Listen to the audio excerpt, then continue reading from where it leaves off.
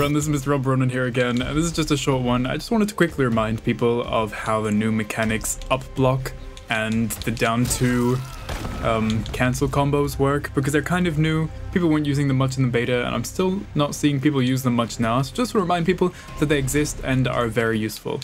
There's the very obvious sense where if your opponent is jumping in against you, an up block is, you know, you can just press up when it's going to connect and you easily get a punish. They can't even cancel it into anything on the floor, so you get a guaranteed punish unless they use a ambush cameo. So that's really good. But then there's also the mix-ups of them potentially, you know, just going for an empty jump and then you're an idiot because you do the up block. That's why using the down 2 is kind of always better, because it hits them out of the sky instead of like acting as a parry to that jump. So if you have a good down 2 like Rain, you may as well use this more, and then the combo you can get off of a down 2, you just have to hold up and the block button.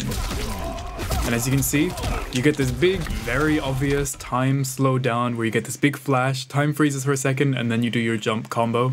And for Rain, it's very obvious what combo we're gonna do here. It's the same combo we've been doing off of every other launch. And yeah, it's pretty generous. So you can either do it like if you know that you're gonna get it, you can do the down 2 and just be holding up and block. Or you can like decide really late, actually, oh, I just realized that I can get this combo now. Like you just do an anti-air, I can just jump cancel it really late and not have it be like a committal thing that I'm thinking about in the moment, but instead be like, oh, that was a counter, let me just grab this. So it does have to be a counter hit or a punish, but luckily if you're hitting someone out of the sky, there's a very good chance that that will be the case. And it does cost you 2 bars, so unfortunately it's a little expensive. But if it's near the end of the round, you may as well take this guaranteed piece of damage for hitting someone out of the air. So say if he did jump,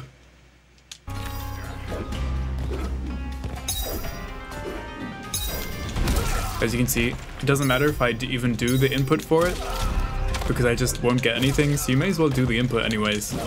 But yeah, it's a cool mechanic to make sure you remember. And the up block also applies to just overheads as well. So like Johnny has a bunch of overheads in his strings, Lee May has that flip kick overhead, Rain has this overhead.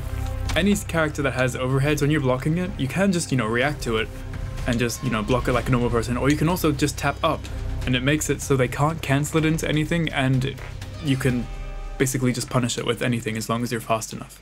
So if I record him to go for this overhead now, I can kind of see that he's going for it, so I can just react and be like, oh my god, an overhead, let me block that. Or I can be like, oh, an overhead? Let me use that as a way to get a combo.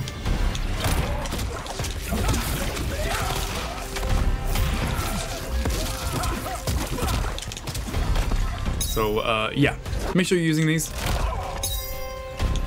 They're easier to execute than stuff like a flawless block or whatever. It's pretty easy for anyone to do this. So yeah, make sure. Actually, I can even down 2 this and do this down 2 combo as well. So there's a lot of overlap. They're both mechanics that are very useful, and I think you should use more, because you're probably not using them, judging by everyone else that I've seen. Anyways, thanks for watching. I'll see you in the next one. Bye.